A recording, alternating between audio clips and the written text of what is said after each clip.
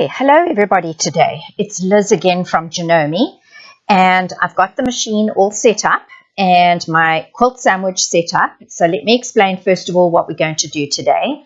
I am using the Janome Continental M7, but what I'm doing on this little quilt sandwich today could be done on any number of our Janome machines.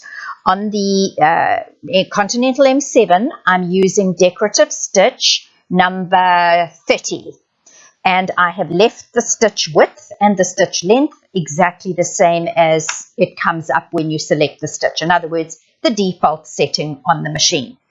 On the Janome Skyline S9, it happens to be decorative stitch number 24, but you could look on your particular Janome and 10 to 1 you've got the stitch. It's a straight stem with little leaves coming off to the left and right of the stitch, and you will see that over here on a previous ditch quilting that I have done.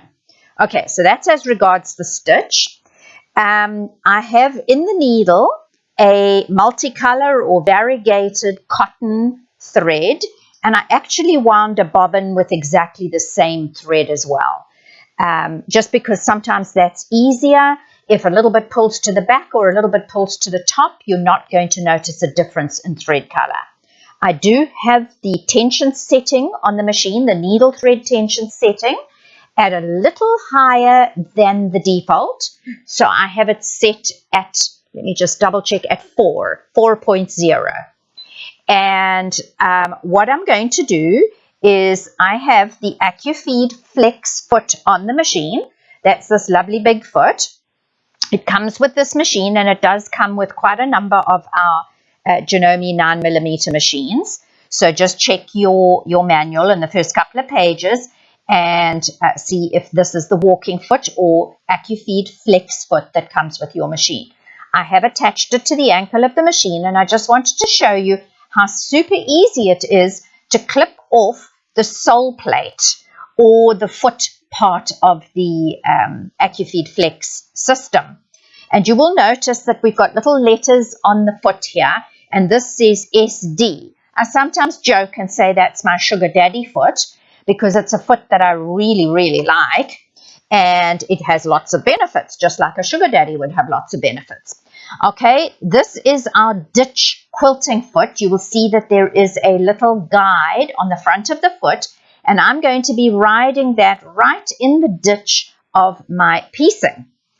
My piecing is simply charm square blocks from many different, maybe not too many different fabric lines, but quite a number of years ago. This has been a UFO lying in my box of UFOs, and today I'm hoping to get it finished, so it will be no longer an unfinished object. So, to getting to stitch. Got my machine all set up, I've got my bobbin threaded, I've got my needle threaded.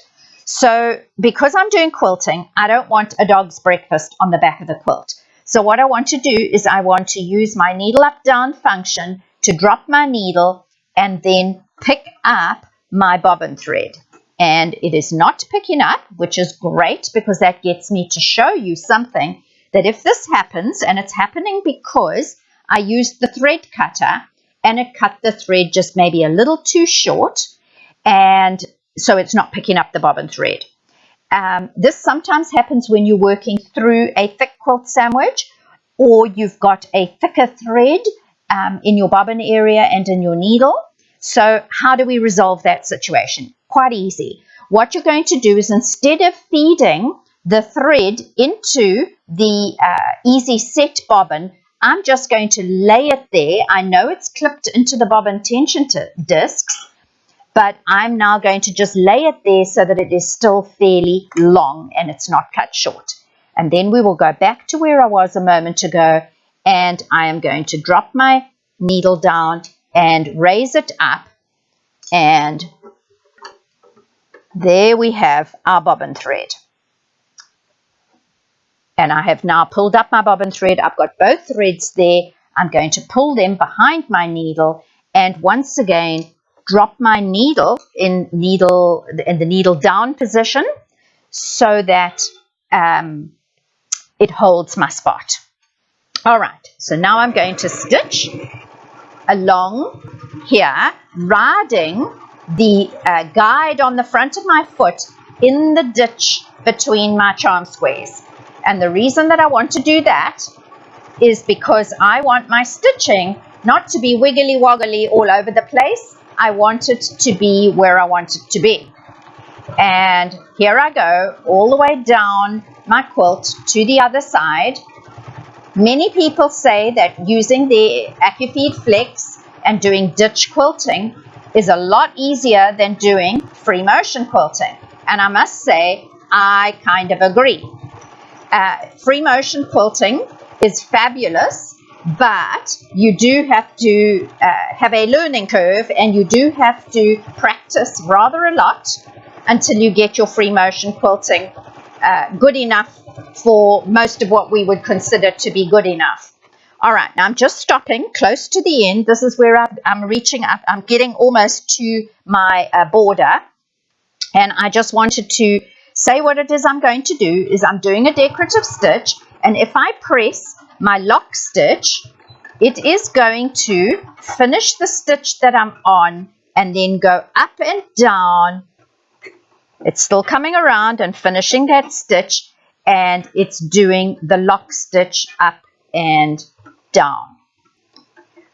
Once it's done that, I am going to cut my threads either with the cutter on the machine or with the little, oops, I touched the wrong button, so I will just cut my threads on my foot control because I'm not looking at it under the table. I have a thread cutter on that foot control, and I touch the foot control instead of the thread cutter. So I'm going to kick my slippers off and use my toes, and then I'll feel which is the correct one for next time. So what I will do later is I will just unpick those stitches and pull a thread to the back and bury it. So there you can see I have done the stitching on that line. I will now go and do the stitching on all the other lines of my ditch quilting, and then I will come back and show you what further I will do for quilting on this particular quilt. Okay, what I'd like to do now is show you something on the screen of the machine. It's totally new to Janome. It is currently only on the Janome Continental M7. And that is our new feature where you can switch manual dual feed on and off. Now I want to point out a couple of things. There is the stitch number 30 with the little leaves that we were stitching in the ditch a moment ago.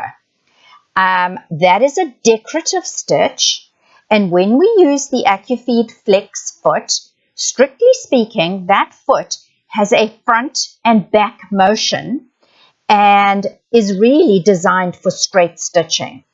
So if we were on the screen where there's straight stitching, you'll notice that we have this icon here, which is the icon for the feed dogs. So I'm going to just switch this off so that we can show you something here. That's that one here. You'll notice I've got straight stitches, and the minute I touch this icon here, which is for the feed dogs, it tells me to make sure that the proper foot holder is attached.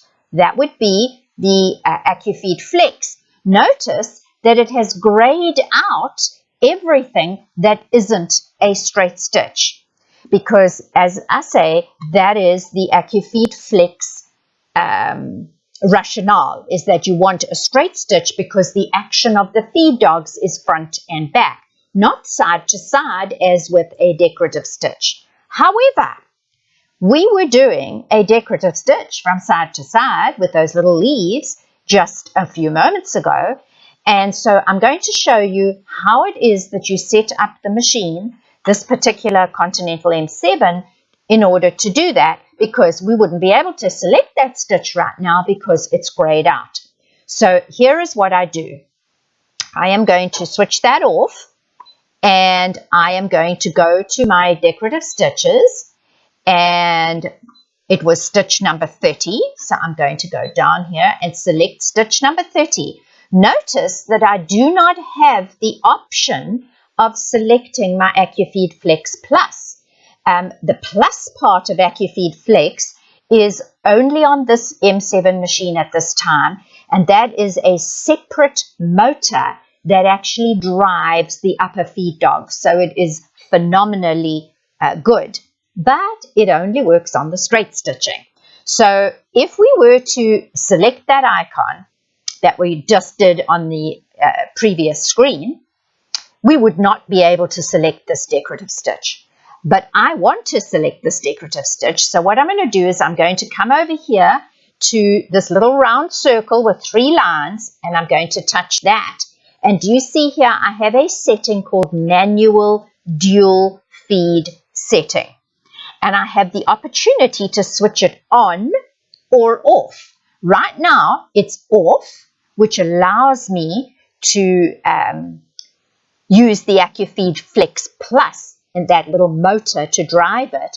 If I switch it manual dual feed setting on, then it allows me to actually do a decorative stitch with this manual dual feed switched on. Obviously, if I wanted to go back to a straight stitch, and notice that it's grayed out now, the feed dog, the upper feed dog setting, the AcuFeed Plus setting is grayed out. So in order to get that ungrayed out, I go back and I switch off, and now I can make sure that that is switched on. So that is the way that we go in and out of it.